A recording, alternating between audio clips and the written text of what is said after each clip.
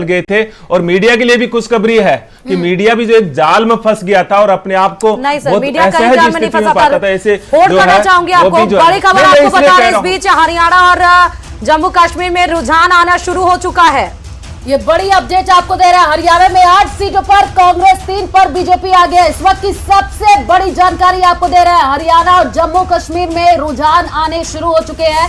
8 बजे से जो है काउंटिंग की प्रक्रिया शुरू, और अभी अपडेट ये है कि हरियाणा में आपको बता दें जो अपडेट निकल करके सामने आ रही है, और साथ ही साथ जम्मू कश्मीर के भी रुझान आने सामने हो चुके हैं। हरियाणा में 8 सीटों पर कांग्रेस आगे, 3 पर बीजेपी। और वहीं अगर जम्मू कश्मीर की बात करें तो 90 से 4 सीटें अभी आई और बीजेपी के खाते में 3 गई हैं, अदर्स के खाते में, यानी कि अभी तक जम्मू कश्मीर में पोस्टल बैलेट के जरिए जो मतगणना शुरू हुई है उसमें कांग्रेस और नेशनल कॉन्फ्रेंस का एक तरह से कोई भी यहाँ पर अभी जो गठबंधन की सरकार वहां पर बनाने की कोशिश करने की एक जो जद्दोजहद की गई थी, यहाँ पर अभी शून्य नजर आ रहा है।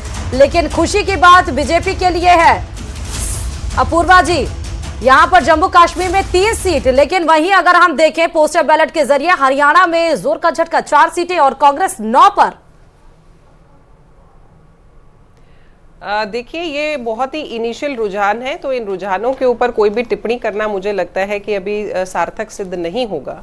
मगर जहां तक बात रही, अभी हमारे कांग्रेस के साथी प्रवक्ता ने ये बात बोली कि मोदी जी कहीं भी पोस्टर्स पे नहीं थे या उनका चेहरा कहीं नहीं था। मुझे लगता है कि शायद प्रवक्ता महोदय राजस्थान में ही अपना दायित्व निर्वहन करते रह गए। हम तो जम्मू एंड कश्मीर जाकर आए हैं, मैंने वहाँ का माहौल देखा है, और जाने क्यों इनकी बात सुनकर मुझे एक गाना याद आ गया, बॉलीवुड का गाना था, चेहरा क्या देखते हो दिल में उतर के देखो ना।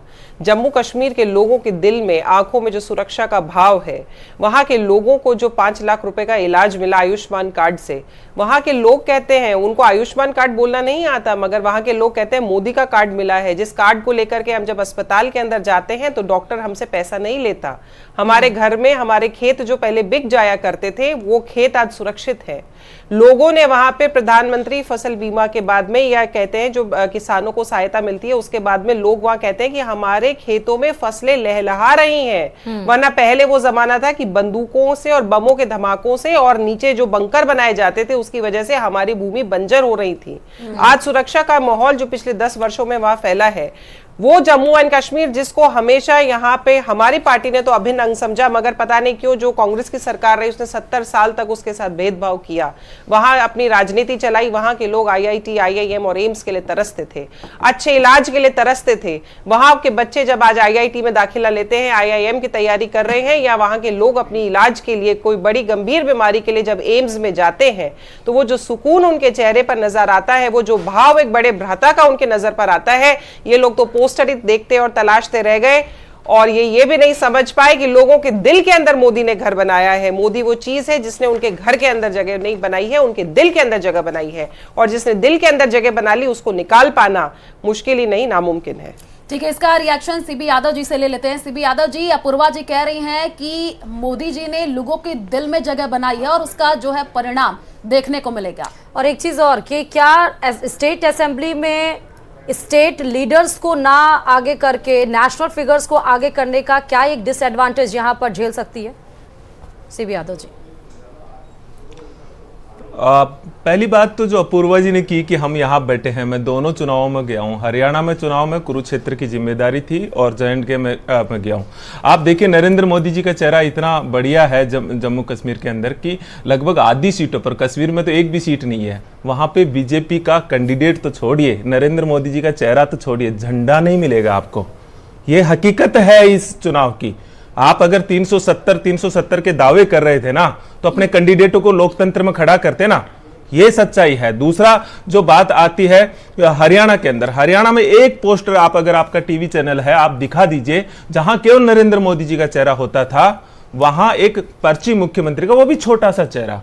मुझे कहीं पूरे चुनाव में नरेंद्र मोदी जी का चेहरा नजर नहीं आया। जी, आपको तो ये बिल्कुल साफ और स्पष्ट है। चेहरे ना होने पर एतराज है, चेहरा लगा देते भाई, चेहरे पर नहीं क्यों नहीं, दिख रहा है चेहरे आपकी नहीं, ज्यादा? मैं हाँ। हम जो कह रहे हैं हम जो कह रहे हैं वो सीधा और स्पष्ट है कि नरेंद्र मोदी जी का जो तिलिस्म था, एक झूठ का पहाड़ था बनाया हुआ, वो तिलिस्म जनता के सामने टूट गया है। इस बात को और कोई समझा कि नहीं समझा, भारतीय जनता पार्टी भी समझ चुकी है और आरएसएस भी समझ चुकी है इस बात को। ठीक है। दूसरी चीज है कि कांग्रेस की जो लोक कल्याणकारी नीतियां हैं, जो 25 लाख का बीमा है, वृद्धावस्था पेंशन योजना है, महिलाओं को 2000 रुपए महिला मुखियाओं को गारंटी के तौर पर दिया जा रहा है, 500 रुपए का सिलेंडर है, एमएसपी की गारंटी हरियाणा के अंदर कांग्रेस पार्टी ने दी है, उस पर विश्वास जनता ने जताया। वहां चुनाव जो था, अब आप देखिए चुनाव में लेवल प्लेइंग कहीं नहीं है।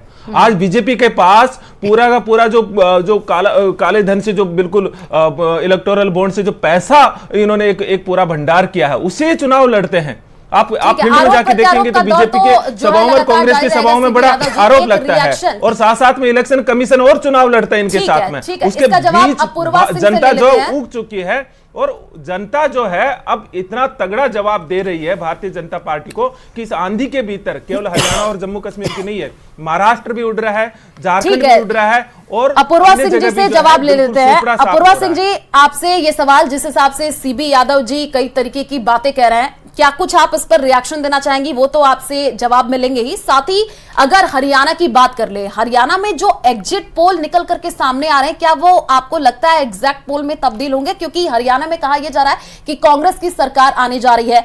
अब जो है कांग्रेस खेमे में भी हलचल तेज हो गई है कि सीएम कौन होगा। आपके तरफ से तमाम तरीके के बड़े दावे जो है कद्दावर नेताओं की तरफ से किए जा रहे हैं।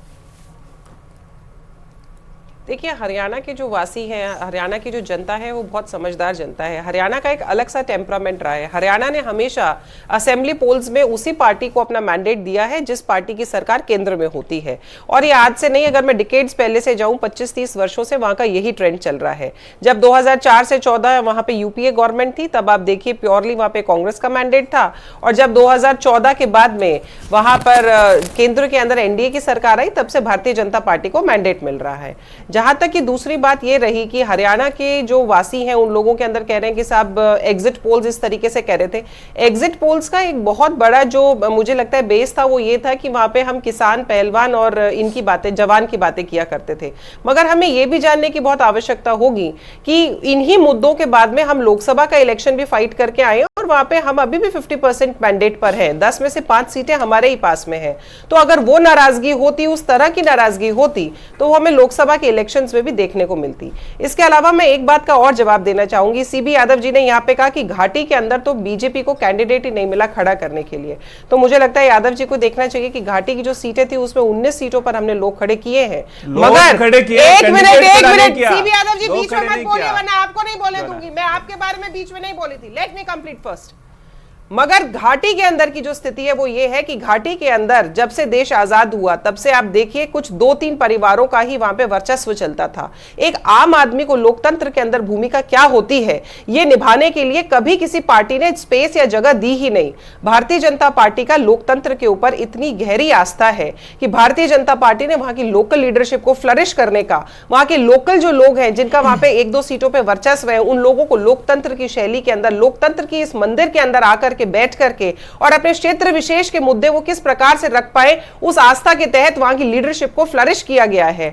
तो ये मेरे को लगता है ये एक बहुत ही अनोखी चीज है। आज से पहले जो वहां खड़े होने, ठीक है, एक मिनट रोकना चाहेंगे। बड़ी अपडेट आपको इस वक्त बता रहे, कुरुक्षेत्र की लाडवा सीट से सीएम नायब सिंह सैनी आगे चल रहे हैं।